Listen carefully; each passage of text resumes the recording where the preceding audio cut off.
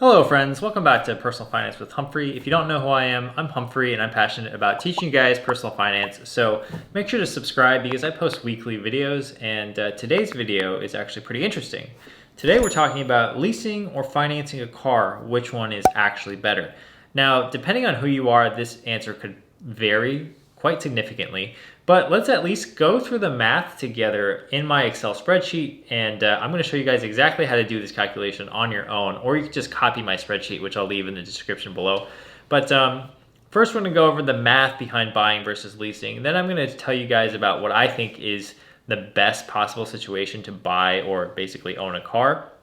And then I'm going to tell you guys the pros and cons of buying versus leasing and what factors you guys should be considering in making your own decision. So let's get right into the spreadsheet, and I'm going to pull up the screencast right now. Today we're looking at a 2020 Civic sedan, and the MSRP of this guy is $20,650, which we will use for our calculations. So let's go back to our spreadsheet, and I've already kind of pre-filled that out here. The purchase price is $20,650. So in the buying scenario, we'll put $2,500 down. You can put a little bit less than this, or you can put a little bit more than this, but I just chose $2,500 because it's roughly 12% of the purchase price. And if we're putting $2,500 down, that means the total amount that we're financing is just the difference between the purchase price and the down payment. So that's pretty simple. So the loan amount here, which I will see if I can type correctly, is $2,650 minus $2,500. And I already had that pre-populated right here in my notes just to save some time here.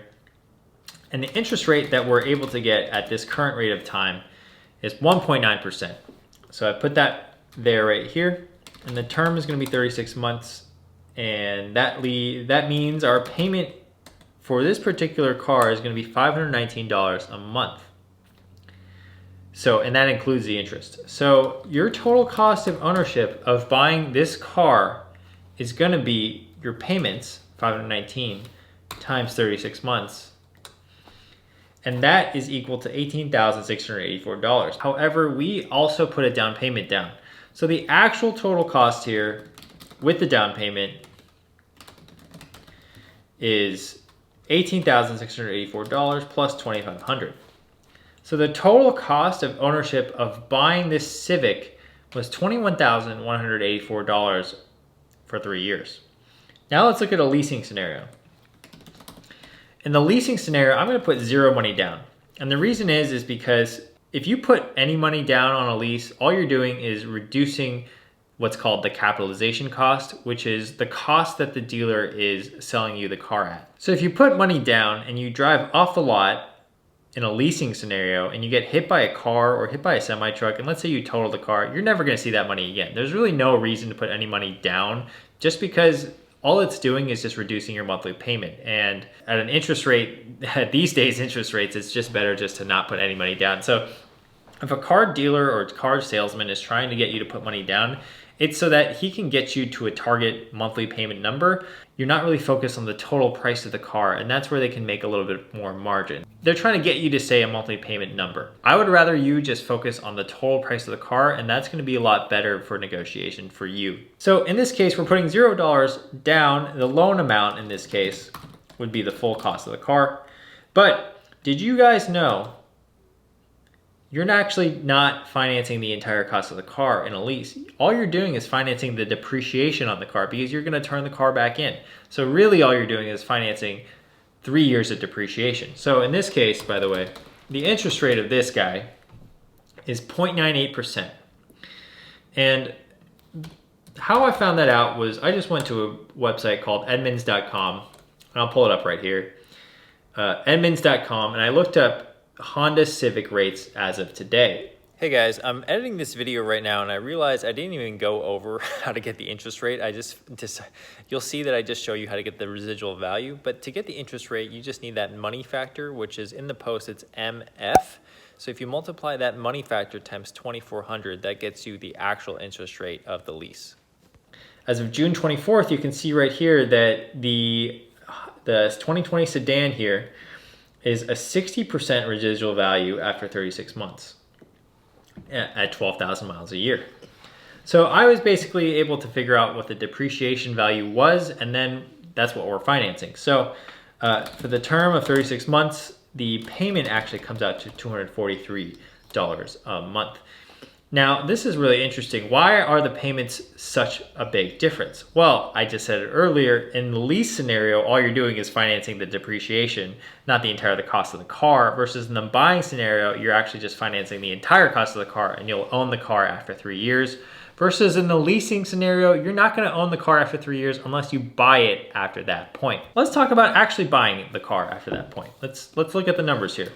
So first of all, your total cost of just payments is gonna be $243 times 36. $8,748 in payments. Now you also have to remember, if you wanted to buy the car, you have to pay what's called the residual value of the car now. So what the car is worth after the depreciation after 36 months. So it is, see I have it right here, $12,390. That's the residual value. So your total cost of owning this car of the lease would be the sum of these two. As you can see here, I'm gonna just put these on the same line. It's actually cheaper to lease the car in this specific scenario where we're getting a 0.98% interest rate of leasing and a 1.9% interest rate of buying. Now, usually the interest rate numbers for buying and leasing are a little bit closer, but this is because we had a lease deal. Now let's look at what a lease would cost if the interest rates were the same. So 1.9%. would mean that the payment is actually $251. And now all of a sudden you can see that buying the car is better than leasing the car for 3 years. Leasing a car for 3 years versus owning a car for 3 years generally works out slightly in favor of actually owning the car, assuming that the interest rates are relatively similar. This is just a really specific scenario because the interest rate climate currently going on in America. You know, let's put this back to 0.98% and put the payment back to $243. We can see that the total cost is virtually the same of leasing versus buying. But which one should you do? Well, this depends on the pros and cons of buying and leasing a car. But before we get into that, the best possible scenario for buying or owning a car is to buy a car after most of the depreciation has already been chipped away. So if you buy a used car around 3 to 4 years old and you plan to drive it for another 4 to 5 years, or at least 5 years, that is probably going to be the best fiscal decision that you can make for yourself. It's what I recommend to most people when they're looking to purchase a car, is to purchase something that is like 3 years used and it hopefully has low mileage. So something like 15,000 miles over 3 years or 20,000 miles over 4 years, 5,000 miles a year basically. If you can get something with low mileage, it's basically a new car, but most of the depreciation is gone. So you get a super good deal. And then if you can finance that on top of that, with a low interest rate, you are making out like a bandit as long as you're willing to drive that car for more than, say, 3 or 4 years. So let's talk about the pros and cons of leasing a car first. First of all, the pros of leasing a car. One, there's no or low down payment, right? So you're either paying a small amount down or you're doing no money at all, which this is what I would recommend.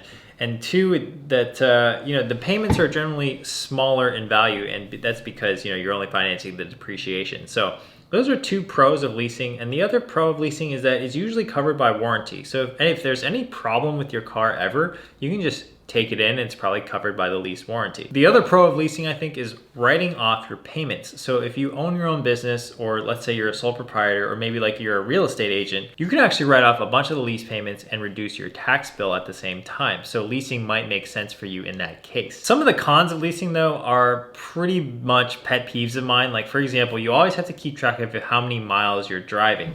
In the past, I've gotten like a 12,000 mile a year lease, and by the time I'm in month 8, I'm already at like 10,000 miles, and that gives me a bunch of stress and anxiety because now I know I only have 2,000 miles left for the remaining 4 months of that year. Now, that kind of bothers me. I don't really like that. I'm not one that enjoys always counting my miles and worrying about it. I just want to be able to hop in my car and take a 300-mile trip if I want to and not have to really worry about going over my mileage limit.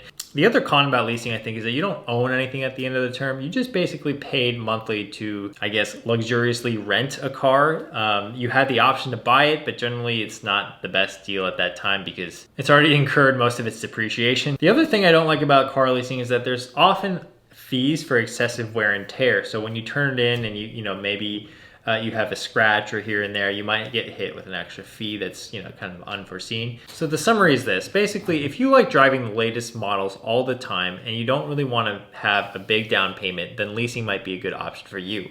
It might be a good option for you too if you're able to write off some of the payments. The pros of buying a car are pretty simple. If you plan on driving it for a long time and driving a car into the ground, you should almost always finance your car or buy your car outright. First of all, there's no mileage limits like in a lease. And two, you actually have eventual ownership of your car. You're able to customize your car if you wanted to add, you know, like tint to your windows, or maybe you want to add a super cool exhaust, you could do that.